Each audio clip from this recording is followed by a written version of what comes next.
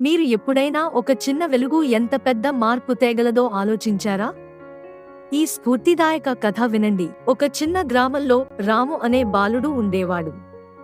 ప్రతిరోజు సాయంత్రం ఇంటి ముందు కూర్చుని చదువుకునేవాడు. కాని ఇంట్లో దీపం కొనడానికి తగిన డబ్బులు ఉండేవి కావు. ఒకరోజు రాము చిన్న బాటిల్లో నూనె వేసి దానిలో ఒక పత్తి వేసి దీపం వెలిగించాడు.